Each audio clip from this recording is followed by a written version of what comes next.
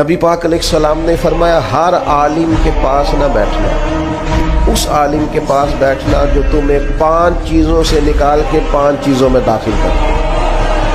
یا رسول اللہ صلی اللہ تعالیٰ علیہ وسلم کون کون سی؟ تو حضور نے فرمایا اس عالم کے پاس بیٹھنا جو تمہیں شک سے نکال کے یقین کی طرف لے آئے۔ دوسرا، وہ تمہیں ریاکاری سے نکال کے اخلاص کے زمرے میں لے آئے۔ اور تیسرا، نبی پاک صلی اللہ تعالیٰ علیہ وسلم نے فرمایا وہ تمہارے دلوں سے دنیا کی خواہش نکال کے اور تمہارے دل میں تمہارے رب جو تمہیں آخرت میں چیزیں دینے والا ہے اس کی محبت تمہارے دلوں میں پیدا کر دے۔ اور چوتھے نمبر پہ نبی پاک علیہ السلام نے فرمایا اس شخص کے اس عالم کے پاس بیٹھو جو تمہیں تکبر سے نکال کے عاجزی کی طرف لے جائے۔ اور پانچواں، اللہ کے محبوب علیہ السلام نے فرمایا اس عالم کے پاس بیٹھو جو تمہیں دشمنی سے نکالے۔